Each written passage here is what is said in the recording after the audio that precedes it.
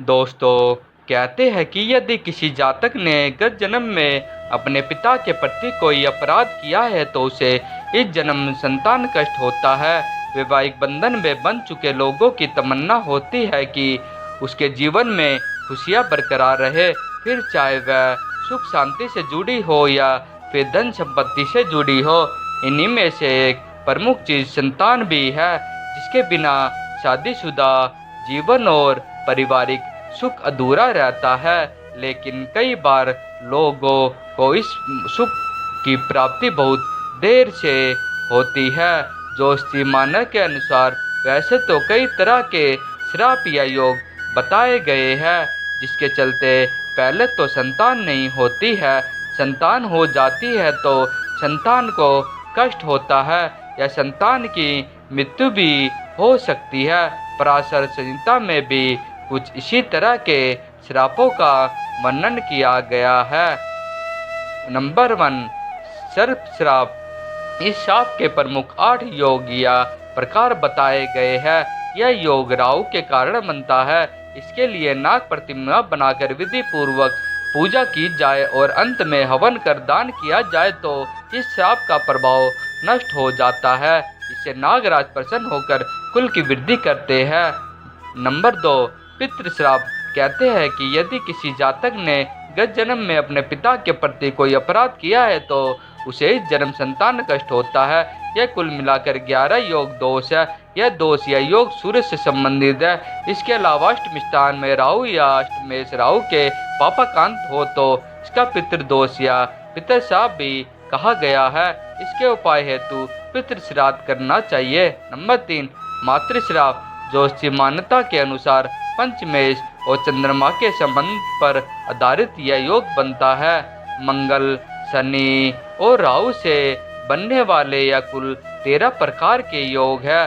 गत जन्म में किसी जातक ने यदि माता को किसी भी प्रकार से कष्ट दिया है तो यह योग बनता है। इसके उपाय के लिए माता की सेवा करना जरूरी है। इसके अलावा उत्ग्रह की शांति कराए।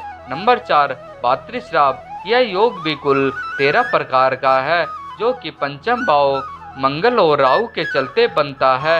यदि किसी जातक ने गत जन्म में अपने भाई के प्रति कोई अपराध किया है तो यह शाप बनता है। इसके उपाय हेतु हनुमान चालीसा का नित्य पाठ करे, हरिवंश पुराण का श्रावण करे, चंद्रयान व्रत करे, पवित्र नदियों के किनारे शालिग्राम के सामने पीपल वृक्ष लगाए तथा पूजन करें। नंबर 5, मामा का श्राप। यह योग पंचम भाव में बुध, शुक्र, मंगल एवं राहु और लग्न में शनि के चलते बनता है। इस योग में शनि बुध का विशेष योगदान होता है। कहते हैं कि पिछले जन्म में जातक ने अपने मामा को किसी भी प्रकार से घोर कष्ट दिया हो तो यह कुंडली में योग बना। इसके उपाय हेतु तालाब, बावड़ी, कुआं आदि बनवाने का विधान है। उसे बनवाकर वहां भगवान विष्णु की मूर्ति स्थापित करें। नंबर 6, ब्रह्म श्राप। यह योग या दोष कुल 7 प्रकार का होता है। 9वें भाव में गुरु, राहु या पाप ग्रहों में यह योग बनता है। कहते हैं कि गत जन्म में किसी भी जातक ने यदि किसी ब्राह्मण को घोर कष्ट दिया है तो यह श्राप बनता है। इसकी शांति हेतु पितृ शांति करे और फिर प्रायश्चित स्वरूप ब्राह्मणों को भोजन कराकर उसे दक्षिणा दे।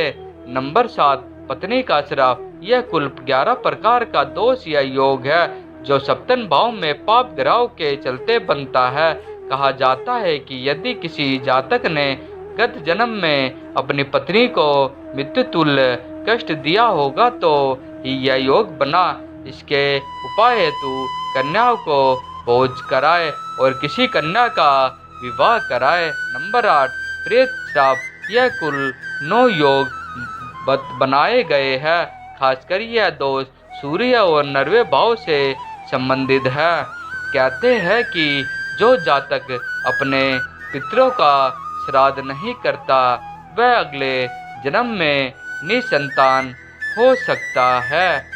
इस दोष की निवृत्ति के लिए पितृ श्राद्ध अवश्य करें। नंबर 9, ग्रह दोष। यह योग कई प्रकार का होता है। यदि बुध और शुक्र के दोष में संतान हानि हो रही है तो उसके लिए भगवान शंकर का पूजन, गुरु और चंद्र के दोष में संतान गोपाल का पाठ यंत्र और औषधि का सेवन, राहु के दोष से कन्यादान, सूर्य के दोष से भगवान विष्णु की आराधना, मंगल और शनि के दोष में पंडित शतरुद्र जप करने चाहिए। मैं आशा करता हूँ कि हमारे द्वारा दी गई जानकारी आप सभी को बहुत पसंद आई होगी। हमारे इस पोस्ट को अपने फेसबुक, व्हाट्सएप, इंस्टाग्राम पर ज़रूर शेयर करें। हमारे ब्लॉग को like, share, comment and subscribe ज़रूर करें ताकि हमारे लेटेस्ट पोस्ट और नोटिफिकेशन प्राप्त हो सके। धन्यवाद। आपका दिन मंगलमय हो।